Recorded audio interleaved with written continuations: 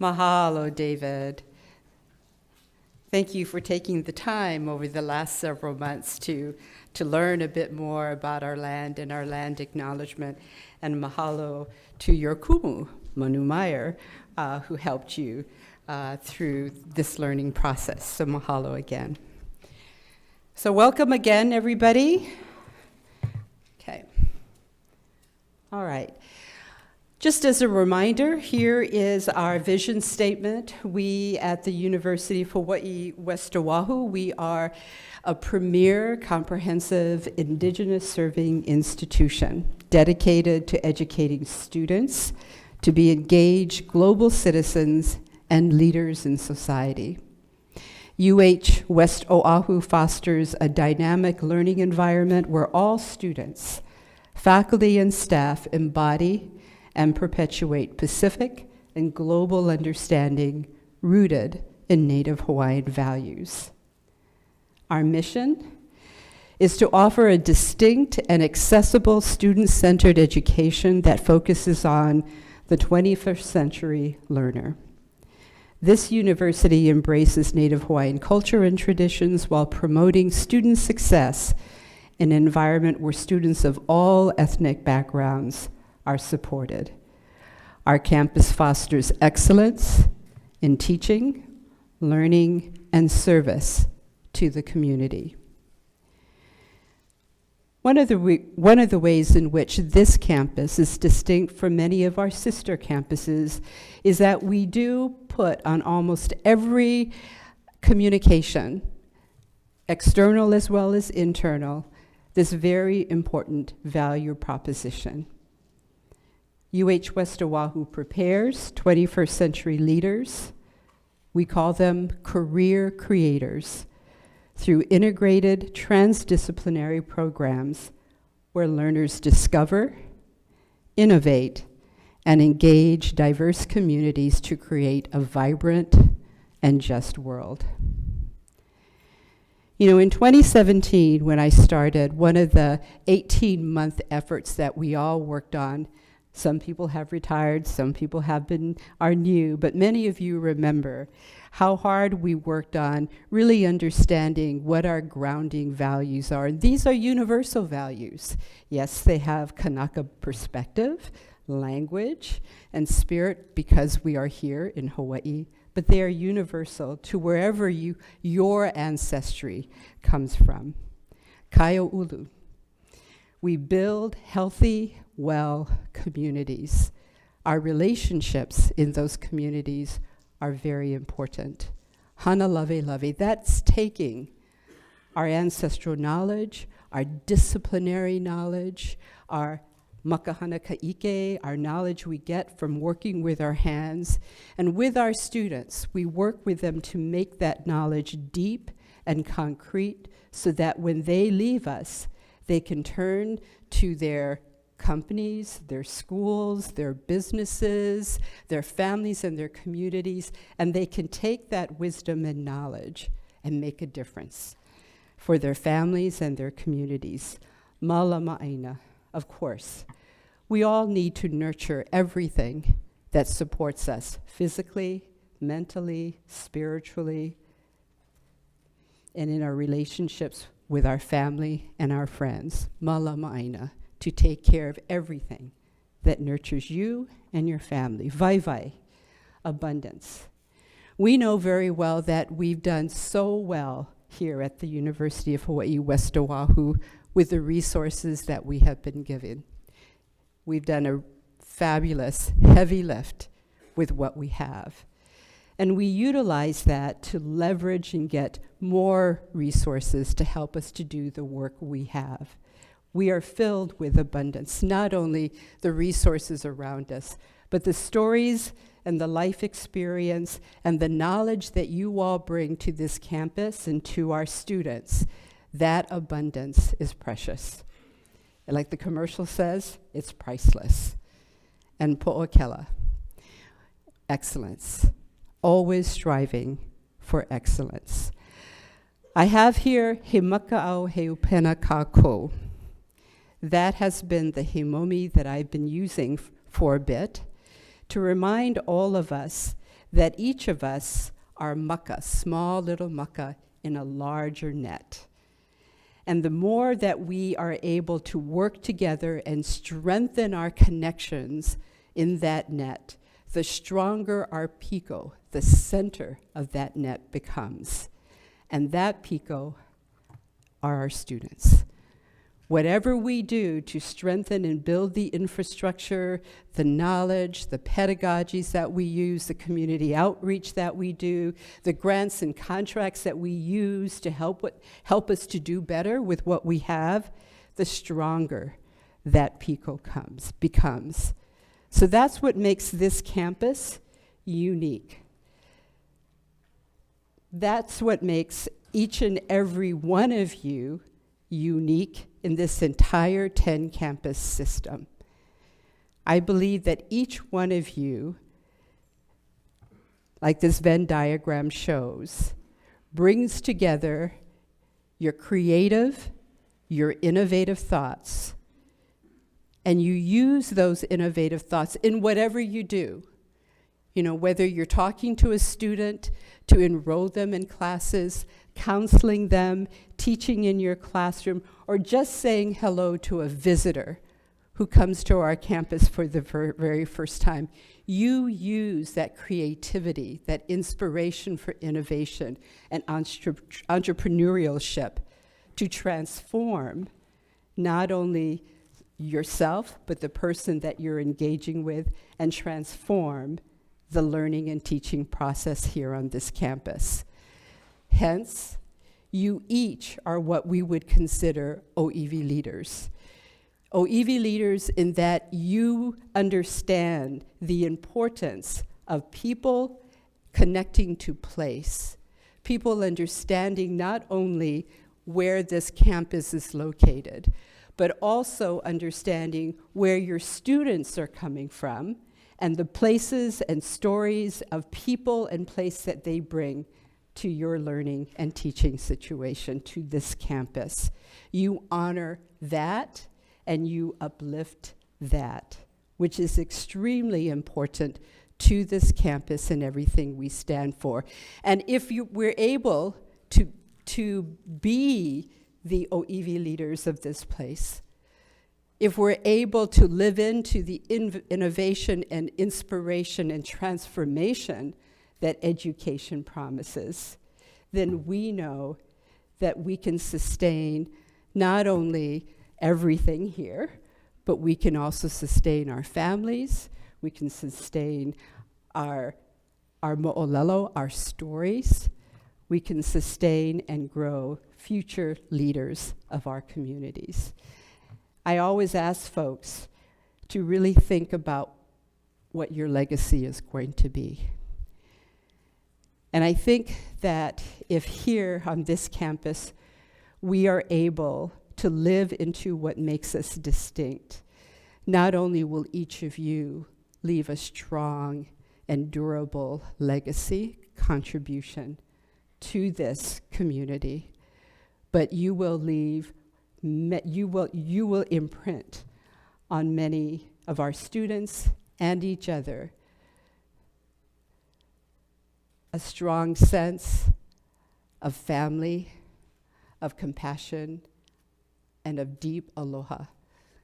And that, I believe, is what makes this campus and each one of you distinct members of the University of Hawaii. And for that, I want to thank each and every one of you. I think I've been here 18, 19, 20, 21, 23, 24. I'm going on 8 years, maybe 9. Yeah, I am the longest standing chancellor in the system so far, so that's pretty darn good. But I have to say that every single year, in the beginning of every year that I stand here, I look out and I am so very deeply grateful and honored and privileged to be working alongside each and every one of you. And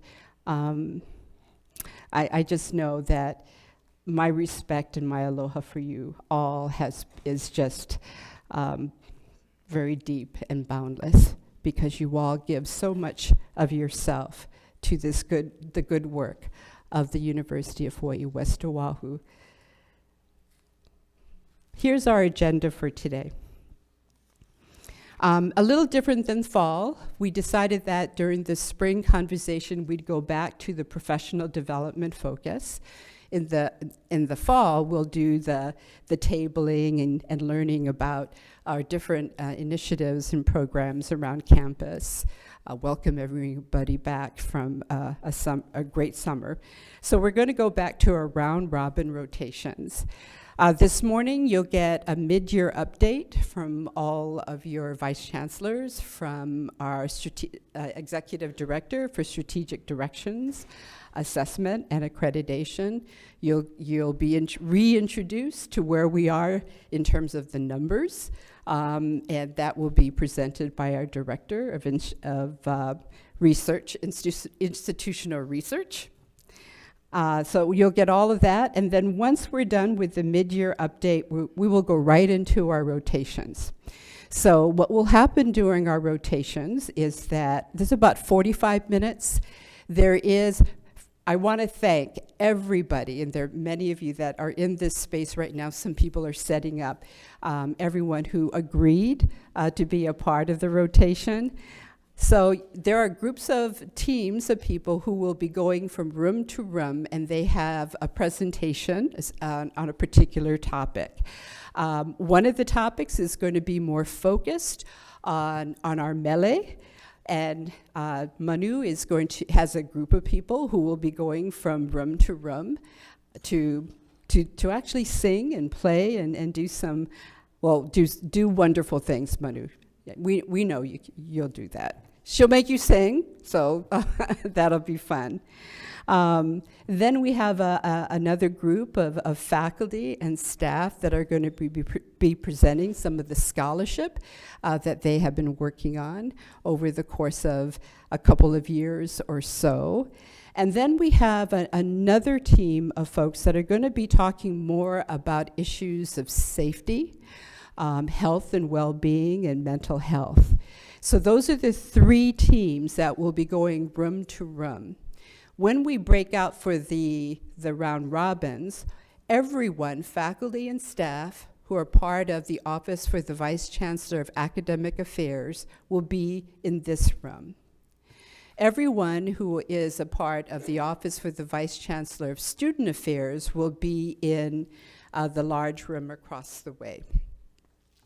Everyone and the Chancellor's Office, everyone with the Office of the Vice Chancellor for Administration and the Chancellor's Office will be downstairs in the dining hall. And we're all set up in those three places. So you don't move, just the teams that are presenting moves. Right after we're powered with that, then we have lunch. It's a takeaway lunch so that you can pick it up and have your lunch. And then you will be going back to the rooms that you were in for the round robin for a meeting with your vice chancellors. So that's our program, our agenda for today. So we're going to get started with our mid-year overview. So John Stanley will be up first, and he will introduce Vice Chancellor Barkov, who will then be followed by Vice Chancellor Uono, then Vice Chancellor McDonald, then Dr. Jess Miranda, and then I'll come and I'll wrap everything up. Are you ready? All right. Oh, I'm sorry, I forgot this. See, yeah, you knew I forgot it, huh, John? So usually we introduce all of our new people who start with us at the beginning of the academic year in the fall. But there are folks that do start mid-fall semester. So we wanted to make sure that we recognized you. And if you're here in the room, if you would please come to the front so that your Vice Chancellor can gift you with a lei, and then we can get a picture of everyone together. So from Academic Affairs, Kayla Oshiro. Yay. From Student Affairs, Chastine Keave. and instructor in Puba, Loma Linda Yuhashi.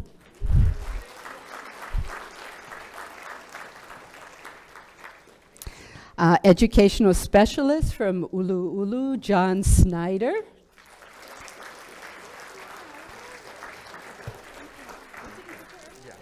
A student service specialist from my office, Shauna Leigh Kamara. And we do have one person who's not up there who began the very end of December, Susan Yogi from Busa, an education specialist. So if we can get all the new people up here, and then we'll take a picture of you. I also want to, we've had different people move around and get promotions, so as they're getting ready, where did Fia go? We have to recognize Fia has been with us. There you are, Fia.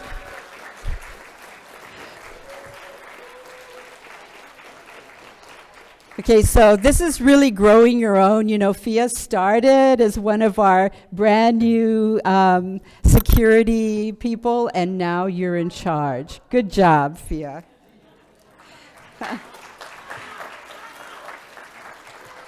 And then Kirk Ichida, who is moving just within student affairs into financial aid.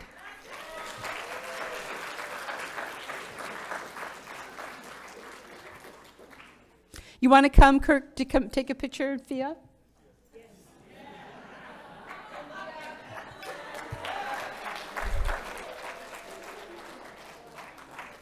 Oh, they have right over here.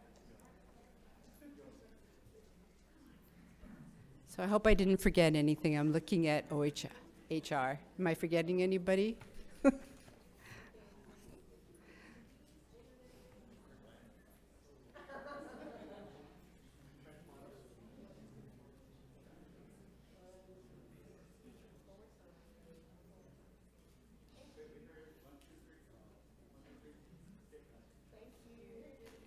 Yay.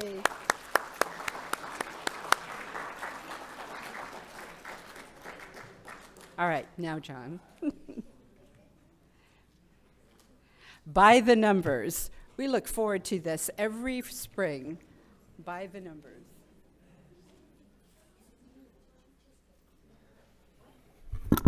All right, hey, good morning. So I'll be presenting some enrollment and student data to you this morning. Some of this information is carryover from last fall's PD Day, but updated with fall 2024 final figures. So let's dive right into the first slide here. Should I give this? Okay. So here we have our historical enrollment going back to when the campus first opened in 1976 up to present time and projected out for the next 3 years. We've got a number of historical events that are noted here. For example, when we moved to the LCC campus back in 1981, when we transitioned to a four-year college from a upper two-year college in 2007, and when we moved to our new campus here in Kapolei in 2012. We ended fall 2024 enrollment with 2,814 students. Right now, enrollment statistically is projected to hold constant for the next 2 or 3 years. So we should be right around this area, holding all factors constant. But variables influencing enrollment are rarely constant. A lot of efforts are underway in order to get us back to above 3,000 students in the next couple of years. Here we have our point in time enrollment for spring 2025 in blue, juxtaposed with last spring's enrollment in black, going back to the beginning of the registration period. At around about 30 days prior to the first day of instruction for spring, this year's figures surpassed last year's figures at the same point in time.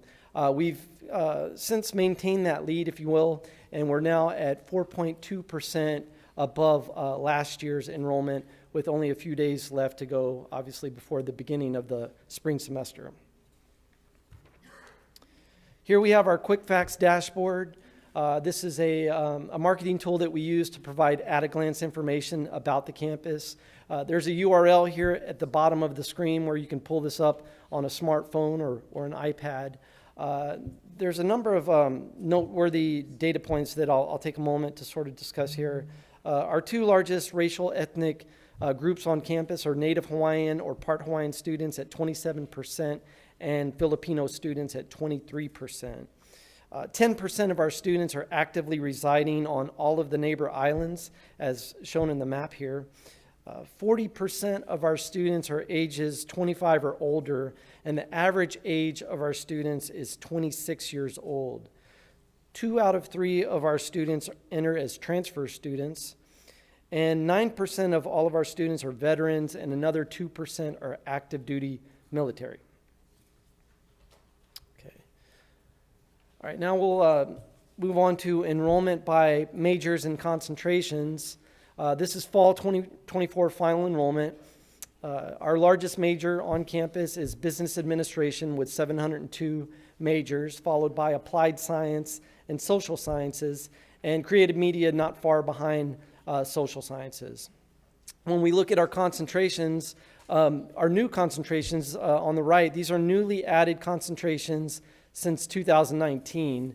Our 3 largest new concentrations would be health professions, general creative media, and cyber operations, respectively. All right. Taking a look at our enrollment trends by some of our target populations, we have at the top our first-time freshmen and our transfer figures. These numbers have held relatively constantly over the 5-year trend, haven't changed too much. Transfer students, other than a banner year in 2020 when we enrolled 600 students, it's continuously followed this cycle between the low 500s and the high 400s for a number of years. So the numbers are pretty consistent. Native Hawaiian enrollment has declined slightly. You know, that is our largest racial ethnic group on campus. So as overall enrollment has dipped a little bit, you'll see that as well in a population like our Native Hawaiian students. Early college hit an all-time high in 2022 at 330. We're down to 220 for this most recent fall semester. Okay. Retention and graduation rates. So there's a number of noteworthy data points here. First, our retention rate, our most recent retention rate is 77.9%. This is the percentage of first-time freshmen that re-enroll a second fall semester or essentially into their sophomore year. So if we look back at 2021 on the heels of COVID-19, we were at 61.9%. So we weren't doing too well like many colleges and universities in the United States at that time. We've really rebounded since then. Again, the 77.9% is by far a record high for our campus. And we also have back-to-back record highs for our 6-year graduation rate at 46.8% and most recently 49.5%. So some really strong retention and graduation rates to report here. And finally, a look at our postgraduate outcomes data. These data have unchanged since we presented these at the fall PD day, but certainly worth reviewing again. Our cohort default rate, this is the percentage of students that took out loans and defaulted in the first 3 years of repayment, is 1.5%. So it's nearly close to zero, and it's below our peer school average of 2.2%. The median total debt that our graduates are leaving upon graduation is $14,500. You know, last night I was kind of Googling what the average price of a used car is in the United States, and it's $25,300. So, you know, at $14,500, that's really a bargain to come out with a high-value bachelor's degree from our institution. And then perhaps even more noteworthy would be the two data points below, the employment rate for our graduates and the median wages that they've earned 1 year after graduation. Both of these figures are the highest in the UH system, higher than UH Manoa and UH Hilo. Now, I do have to caveat that by saying that this does not include graduate level students. Obviously, we don't enroll graduate students. So if we just look at undergraduate students, we have the highest employment rate and the highest median wages for our graduates after graduation. All right, so just to recap, enrollment is trending higher this spring. Enrollment for our target populations is kind of a mixed bag, with first-time and transfer enrollments relatively unchanged. Retention and graduation rates are very strong and at all-time record highs, and outperforming our peer school averages. Our retention rate is 12 percentage points above our peer school average. Our six-year graduation rate is 6 percentage points above our peer school average. Postgraduate outcomes are very strong, including the highest employment and median wages in the UH system. All right, thank you. This concludes our By the Numbers segment. With that, I will pass the baton to Dr. Barkhoff to give an update on academic affairs.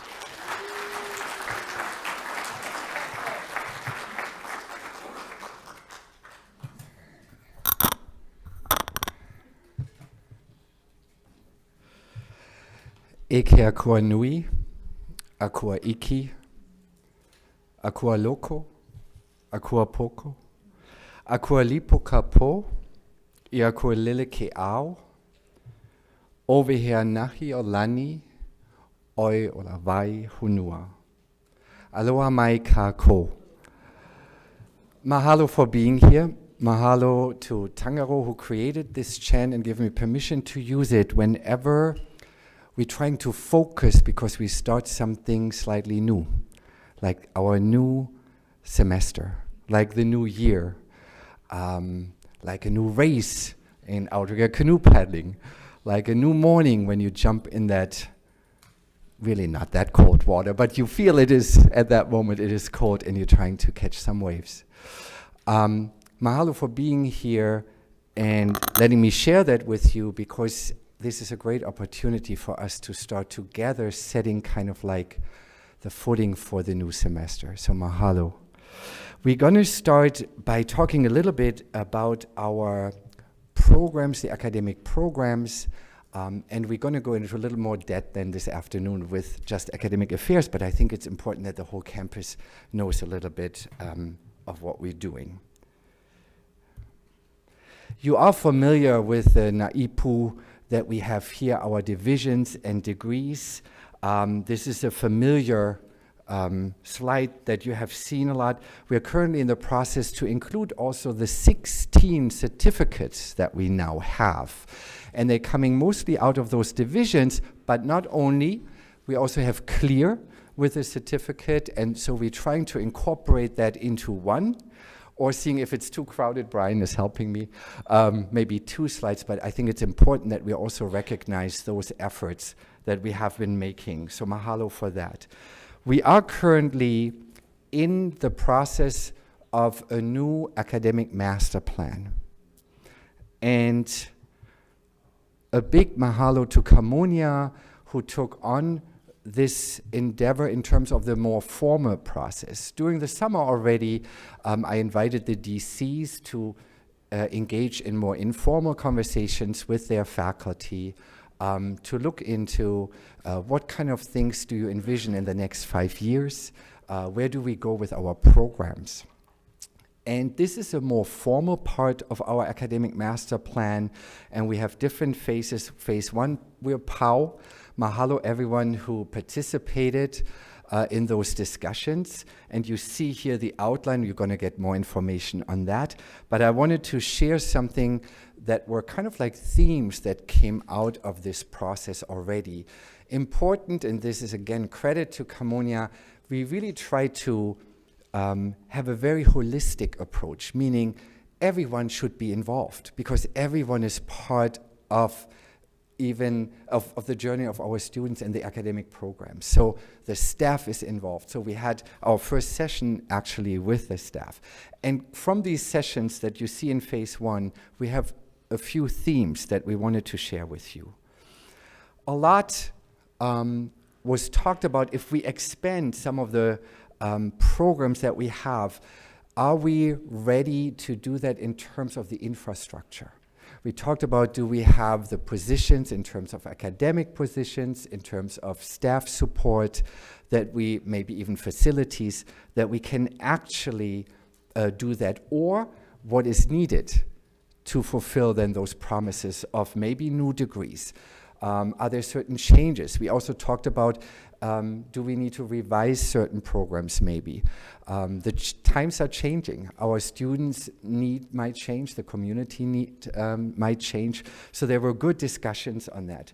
One that I wanted to also mention is, which I really appreciated, one of the first sessions, it came up right away. It's here listed under Create Methods for Increasing Olelo Hawaii for Faculty and Staff. And that was in the overall theme of us being very aware, what Chancellor already pointed out, we're indigenous serving institution. What does that mean for us? That means for us in academic programming that that lens should be from the get-go there. The foundation is that we are indigenous serving. And we still have to have discussion, what does that actually then mean? And we need, of course, the discussions with all of us.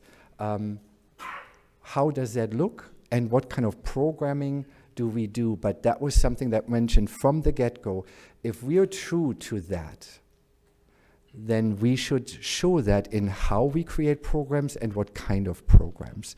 So that was something that was really important for people coming to those sessions. And then, of course, looking into more, I think Chancellor, you called it always also trans-discipline programs, working together. How can we overcome those silos? Because we have those nice now IPU, but sometimes they limit us in doing those important pilina there. The next thing that I wanted to talk about, because there was a lot of interest from faculty, is we are in the process of looking into and developing a pilot. So that's very important. It's the pilot at this point to do micro-credentials. And here is how the system, the policy stipulates what that even means. And I wanted to give you a quick update, a big mahalo to David San Jose, who has been working on that and has provided to me also the update where we are right now.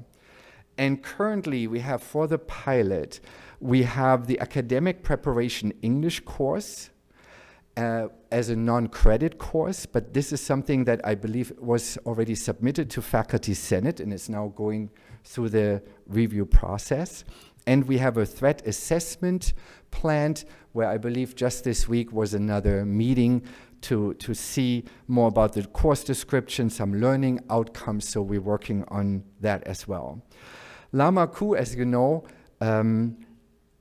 is something that we are moving towards, and this is also being utilized as our LMS, as our learning management system for these micro-credentials. The digital badging part is going through the system. UH system has a process for that, and they have a contract with Instructure.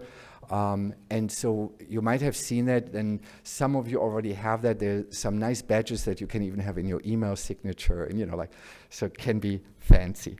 And then for a temporary solution, we have an enrolling students and gathering payments. We have that set up.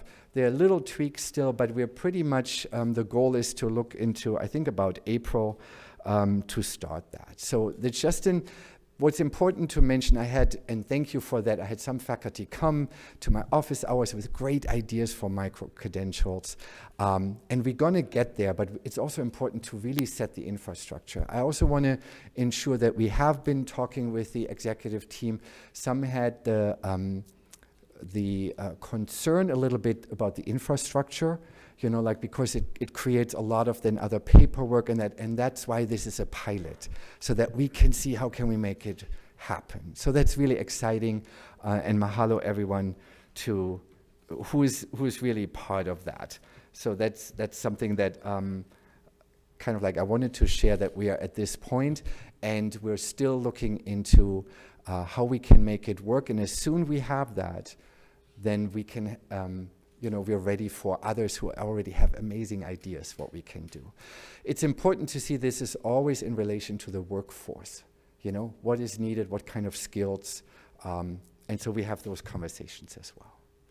So mahalo, everyone. This is just like a very small update, and I'm giving it now to Student Success for D. Mahalo.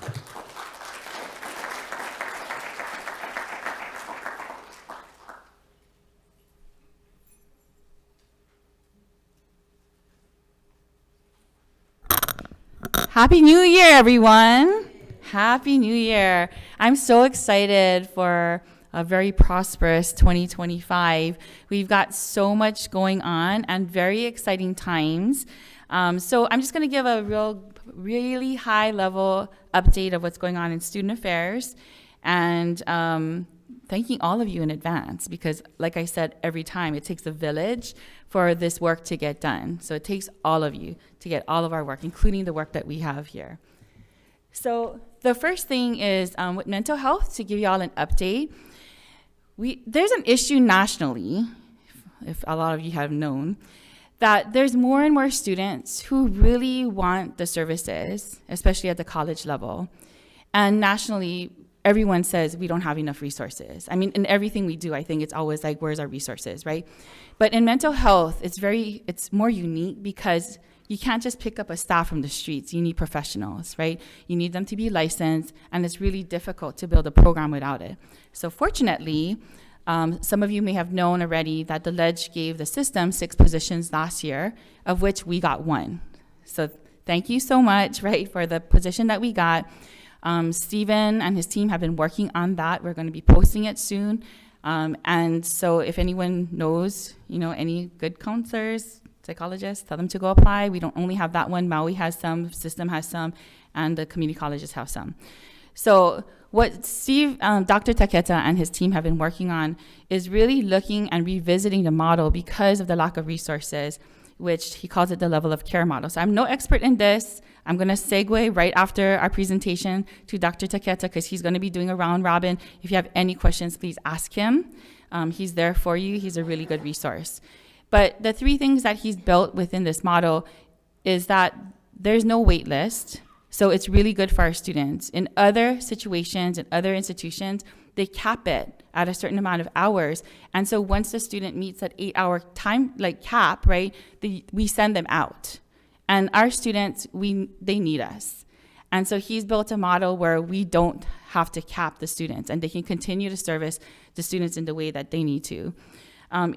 The effective treatment also means quicker results. So he's come up with a 3-tier model, and he can ask him more about that in detail, which actually has then where they're able to service our students. And so of course, he looks at all of the time frame, he tracks all of that. There's a lot of data in mental health, and basically some of the students have gotten the 8 hours that they need or more servicing, right? And we don't say go away, but it's become more quick. We don't have a wait list as some other institutions have. And this is all without that one other resource or another position. So it's going to be even more effective once we hire, right? And also, he was able to get interns. So we do have interns. We work with other institutions like Manoa, HPU, and they do come and help to service our students too. It helps with professional development with those students. It also helps with our own staff so that there's no burnout. And so the model actually was tested because JED came. They did a survey back in 2022-23, and some of the outcomes of the students actually are satisfied with the services. And one of the things I look at, right, for enrollment purposes is about 89 students were retained through this model. And we all know that mental health is so important that if we don't help them out through the time that they're here, it's stressful, right? Let's be real. It's so stressful to be in college, have to study, have to, take care of your family, have to, do all kinds of other things and work. It's stressful. So, when we can provide that service to the students, we can help to retain them. So again, kudos to the team. We got more to come. The team has been working with the community colleges, which is also going to help us with our transfer rates too, because if we can get those students from the community colleges all healthy and well, they'll come and transfer to our institution. So kudos to the team. Please, if you have any questions, ask Dr. Taketa and his team. If you want any trainings, please ask him too for that. Just a heads up that in January, we have a rescheduled JED meeting with them. So thank you to all of you who have actually filled out the survey prior to. So they're going to do a campus visitation January 22nd to 24th, and they'll be asking folks to help participate. So both students, faculty, staff can participate in the qualitative portion of the study. The next thing is student voices, as we know, is super important for us. And thank you to Layla. I don't know where she is, but she had actually started us on this survey that we are testing out right now to students, because as John had told us that our retention is so good, but why? Our enrollment is flat. Why? We want to know what the students are thinking, why they come here, why they stay, but then perhaps maybe why they don't or why they leave, right? And so we want to hear the student voices. We want to hear about how we can improve, how we can be better, how we can get them here, because we have such a good product. We have a really good institution, but why? Why don't they come, right? So it's all of those things that we want to know. How can we market better? How can we attract more students to this fabulous place, right, that I think a lot of students can benefit from? So the first phase is really pilot. We've been talking to small groups, sending surveys out to small groups. So thank you to those who have helped us out with that. And we're going to tweak the survey a little bit. We're going to do, the second phase is really going to be about sending out the questionnaire. And then we want to do both DE and in-person students. And we want to go and have open forums to talk to them. And this is really to inform all of you, to inform us, to inform the Go groups that Chancellor will be talking about later, so that we can then move forward in a very more informed way, right? And then the last phase, so thank you to Faculty Senate, whoever made that recommendation, is to survey the alumni, because again, I think it's really important to see, like, for those who graduated, like what made them so proud of being here and why. And we want to know that. And one of the really interesting things, and this is really quick because we didn't do a really deep dive yet, is that some students we talked to actually don't have social media. And I was shocked by that. They said they don't want it because they want to study as a distraction. So during the breaks and stuff, they'll do Netflix, watch movies, or on YouTube, but they don't have Instagram, no TikTok, no nothing. I was so shocked. I had to go back to my kids and say, hey, by the way, these college students want to go to med school, they don't have social media. And they're like, yeah, right. So I said, get off your social media. Straight from the student's mouth, I told them. Okay, and this is the last one. It's so important, but again, thank you so much to all of you, because we know that it takes a village. And these are really big, important dates, especially for the spring. So we have our admitted student reception. That's Tuesday, April 10th, sorry, because I had the first date wrong. I know that we ask a lot of you to help and participate in that and help us, especially to meet these students who are thinking about coming to West Oahu, but are kind of on the fence and don't know. And so we appreciate all of your participation. We Go West is Thursday, April 17th. Those are specific to our grant folks, but as you know, last year they had a blast. We got a lot of them to come here and to say, like, this is the place they want to be, and they wanted to call it home. Then we have our orientation dates. Lapunua is Thursday, August 14th, and then followed by our transfer orientation date, which is Thursday, August 21st. So again, thank you so much to everyone. It does take a village. We appreciate all of your help in getting our students here and really retaining them and having them to, and really so that they can have the best experience while they're here. Okay, I'm gonna hand it over to Vice Chancellor McDonald.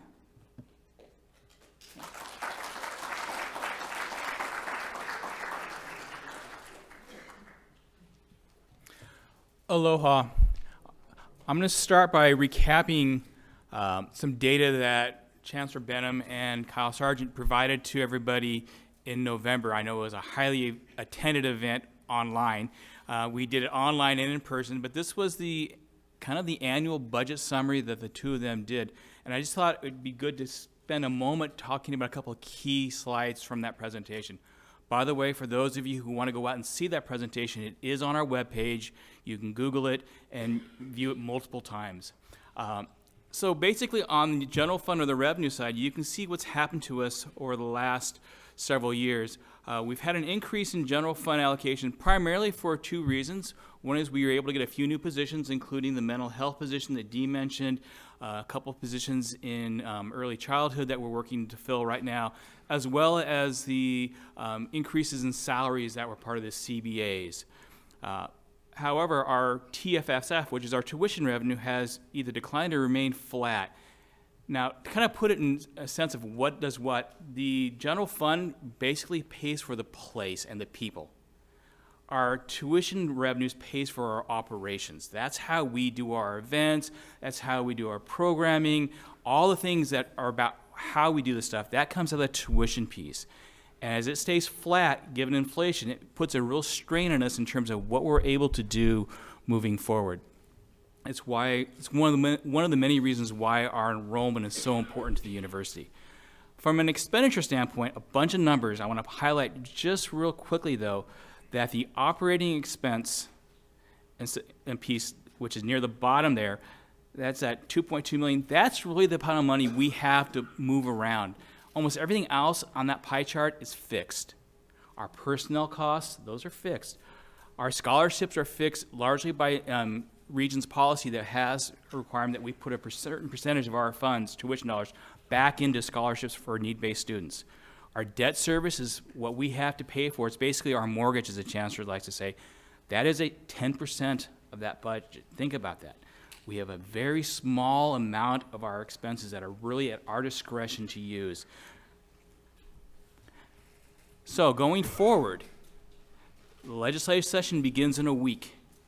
Hard to believe that that 6 months or that 5 month sprint begins next week, but that's what happens.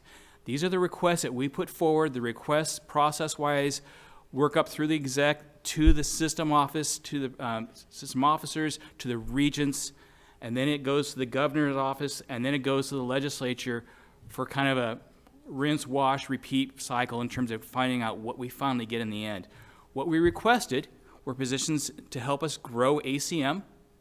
As John's numbers indicated, that's one of our growth areas, so we want to invest more in that, and it's been underfunded from the very beginning.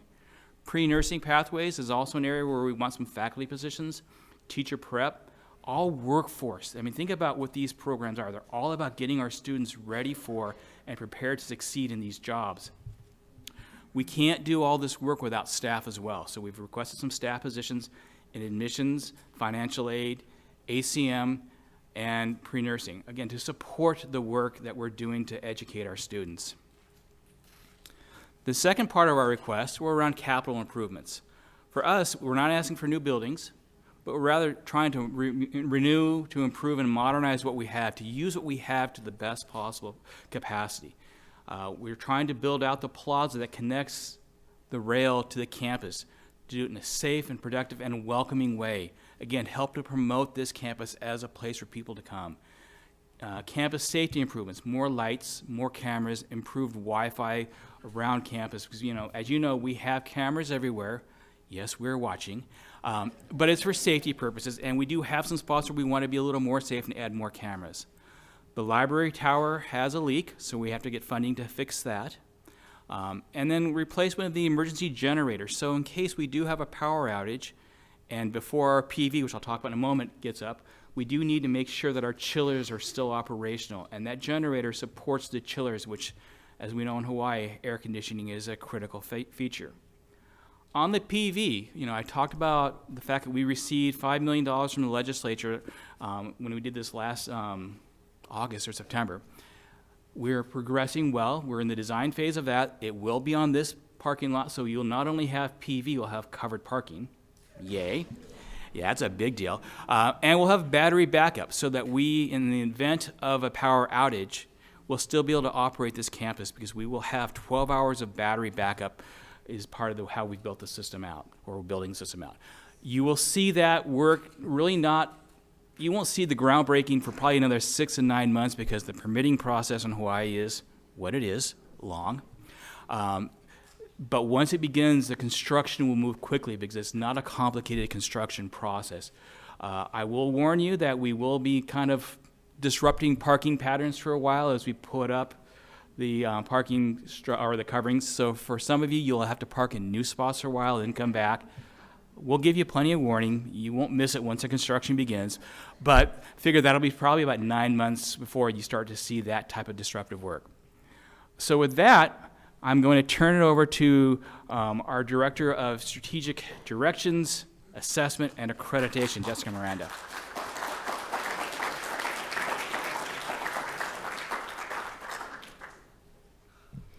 Aloha. So, what I wanted to share with you all today is just an update about our accreditation, so everyone knows what's going on. So, in 2022, which was before I came over here, in June of 2022 was when our institution did our last full accreditation self-study. So, WASC is our accrediting body, or WSCUC. And they, we submitted a big report, they came, they interviewed people, they do their whole review, and it went well. We got an 8-year accreditation term. In addition to receiving an 8-year term, which is good, the max you can get is 10. We got 8, which is still good. There was 9 issues that they identified for us to be working on. And so when you have certain issues identified when you do an accreditation review, then that means that in a couple years they're going to want to know how's it going. So right now we need to submit an interim report where we say, how's it going with those 9 issues? It is due to WASC March 1st, but we're going to have our draft done by next Wednesday, so by January 15th. So I'll be drinking lots of coffee as I finish that up, but we're very close. And then we're going to be sharing that with campus. So we'll send it out to Faculty Senate, we'll send it to the Vice Chancellor so they can share it within your units, and you'll have an opportunity to provide any feedback that you'd like to. So the 9 issues, I'm not going to read all this, but to sum up, so on this, of these 4, one of the big things that they wanted us to be working on was our assessment processes.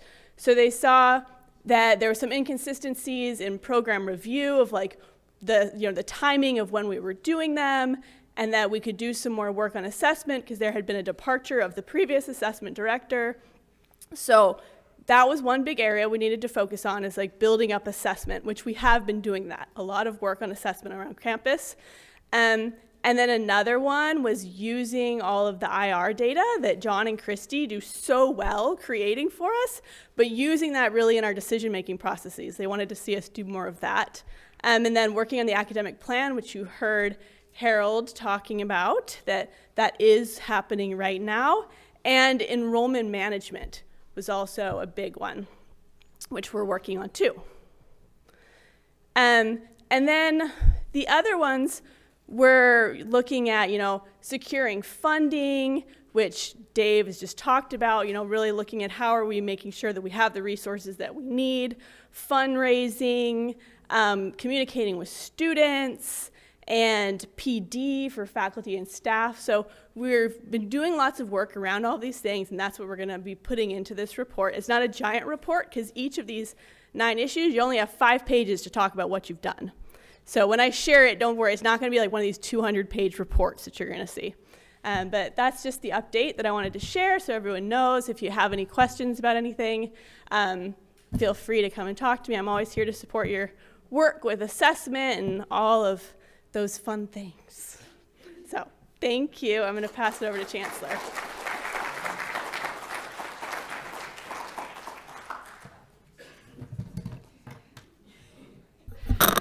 So thank you to John and to Jess and to the Vice Chancellors for your very concise reports. So we're actually on time, which is fabulous. Thank you so much. What I'm going to do is just overview the enrollment management plan. Now, I presented all of these slides. There's a whole transcript, and all of these slides are part of the fiscal year 2025 report. And so if you have not yet seen it, some of you have, Some of you have seen this more than once, but for some of you, this might be the first time or just a reminder, refresher for all of you. I'm not going to be talking about each one of the slides, perhaps mentioning a couple of things about each. But I do want you all to know how important it is that we collectively come together and be a part of the campus-wide enrollment management process, because as you've heard, it really does take all of us to get out there and do our recruitment. When the students come to our campus, what we do to support them is part of our retention, and what all of the faculty do in terms of making sure the students are meeting the learning objectives and passing their courses and graduating is important for our graduation rates. So the entire enrollment process begins with recruitment, and it doesn't end after graduation, because I do know many of you have connections with your graduates and are continuing to mentor them and to work with them as well. There are two parts to our enrollment management HUI. The first part is the sort of the executive committee, and that's the governing body, the decision-making body, and that consists of, as you know, myself, the vice chancellors, the associate vice chancellor for academic affairs, our enrollment management lead, Curtis Nishioka, our budget person, Kyle Sergeant, our IR director, John Stanley, our communications person, Leila Shimokawa. So it is a group of people that get together in my executive meetings and review where we're at with our enrollment management processes. The other part of the enrollment management HUI is extremely important, and almost everyone in this room is a part of this HUI. It is a group, a cluster, I would say, of 6 GO groups, G-O, GO groups. Now, I use the word GO because some of you may know that I spent 16 years as a faculty member at Michigan State University, and while I was there, I did a lot of work for the Kellogg Foundation, and they had GO groups, green-lighted groups that would get together and, you know, do funded work. So I like that concept of GO group, but it took Carrie Larger to say, well, you know, I think it's like goal-oriented groups, which I think is spot on. So GO means goal-oriented. Each one of these different GO groups actually has a goal of increasing in their particular targeted area. Different from the other campuses, each of these groups really focus on a target community of potential students. Because of how unique we are, the average age of our students are 26, 27. The largest group of our students are not our first-time freshmen, as it might be perhaps at Manoa or other flagship institutions. The majority of our population are adults, working adults, people who have families, ages 26 on up. And because of that, we have to have an enrollment management plan that really is targeted, streamlined for particular communities of potential students and what they need at that given time of their life journey. And so we have pathways to career exploration, reinvigorating and growing our transfer pathways, our global international engagement office, returning adults, continuing outreach, and admitted students. So very quickly here, this is the metaphor that I have been using, the educational OI. I started using this when I was at Manoa because as you all know, we have Kapapalo'i o Kanewai, and so I learned so much about the OI system and Lo'ikalo, and I just know that it's one of the strongest metaphors when you talk about education and learning. So I've been using this visual to talk with different people about what our enrollment management GO groups, what our work is by using this model. So if you see Lo'i's 1, 2, 3, and 4, that is focused on our relationship with our regional high schools. So one is freshman year, sophomore year, junior year, senior year. So we have a large group of people on this campus that are grant funded in student affairs, but also in academic affairs, that are working together to create touch points for freshmen, sophomore, junior, and senior high school students in all of our from Waianae, Nanakuli, Campbell, Kapolei, Waipahu, Pearl City, Mililani, Lelehua, Moanalua. Okay, so they're working to create touch points, and how they're doing this is in partnership with each other internally, but also partnerships with the Kapolei Chamber of Commerce, many of the businesses, and with the DOE itself. And so, as you know, we do freshman year.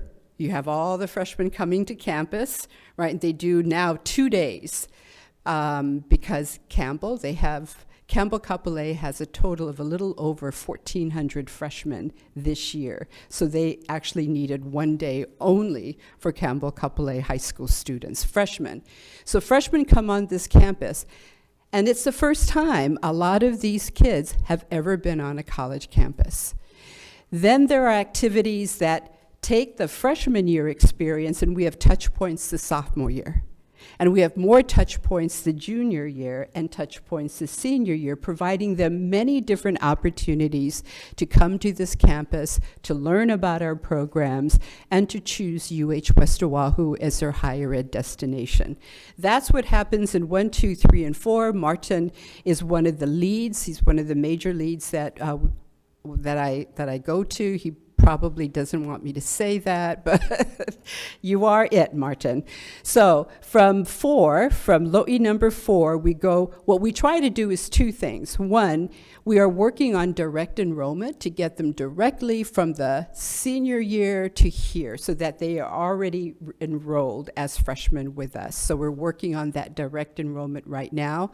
Some of them go back into the stream, swim around a bit, and then make a decision to come into us.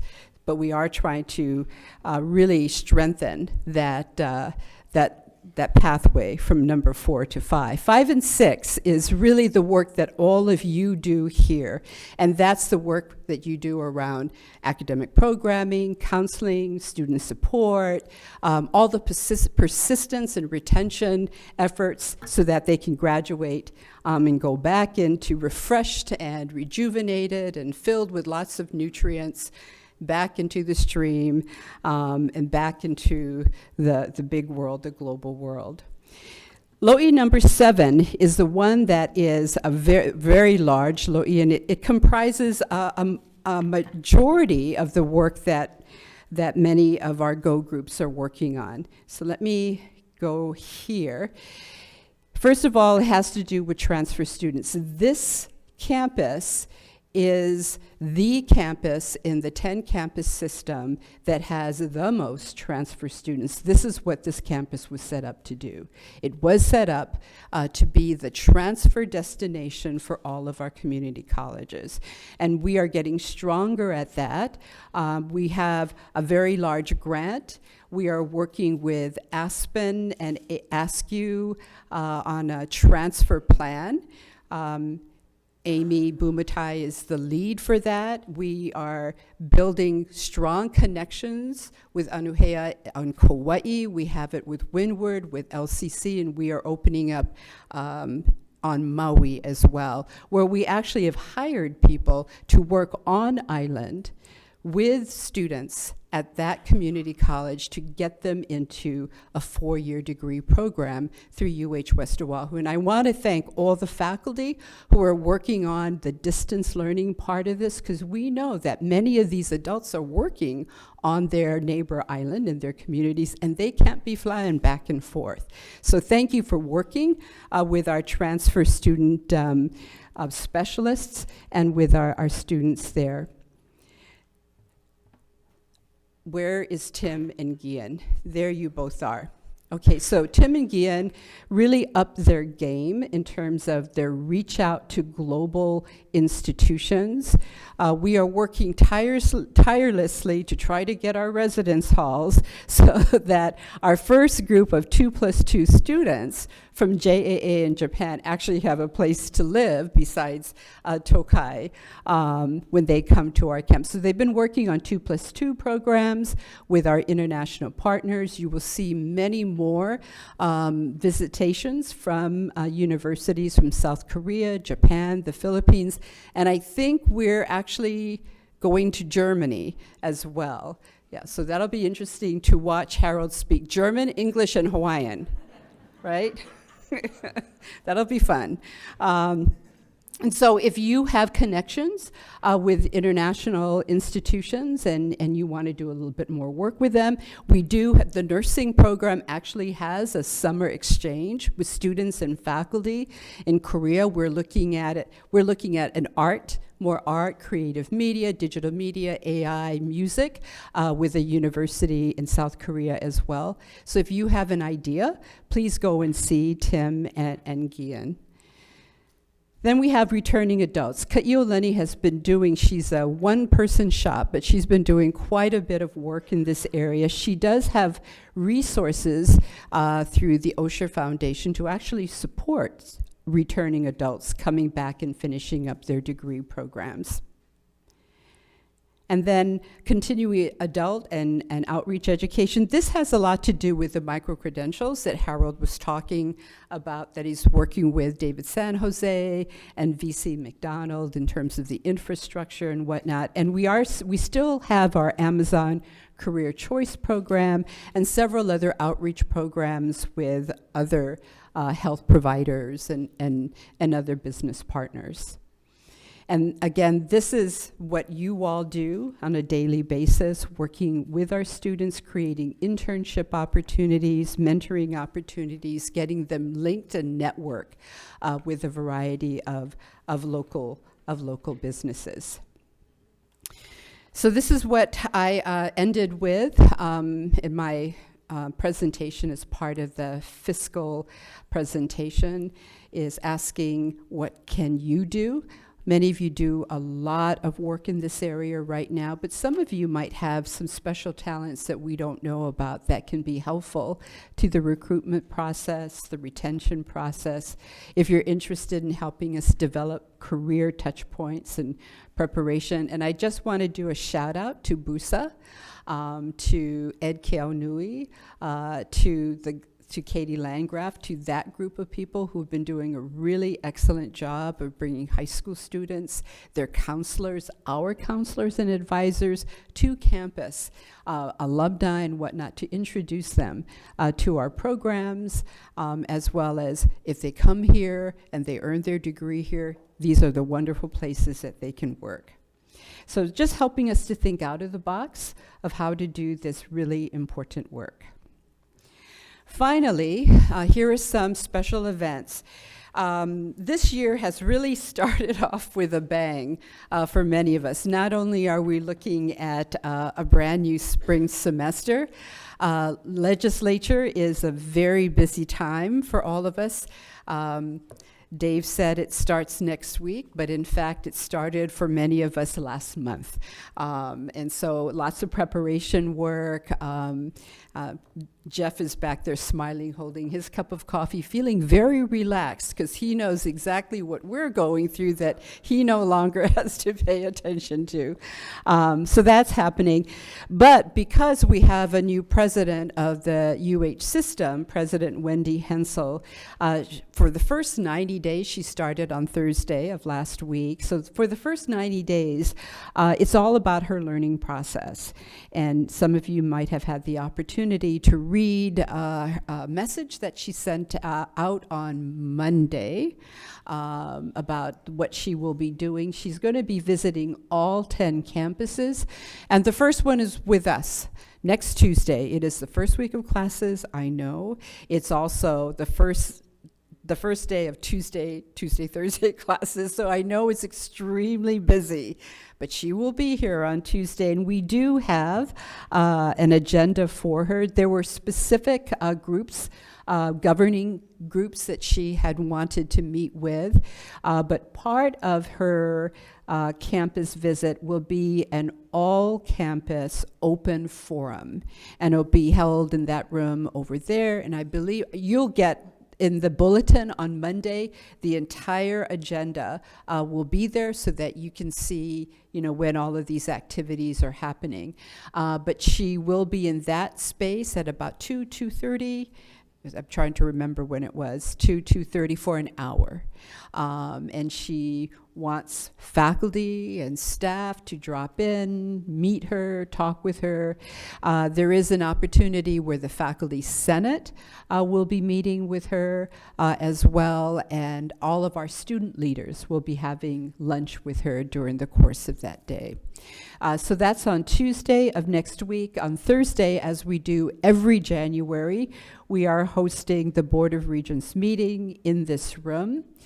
So for all of you who know that you're doing something, yesterday we had a change of timing. So I'm gonna send you, I know Hoku, change of timing.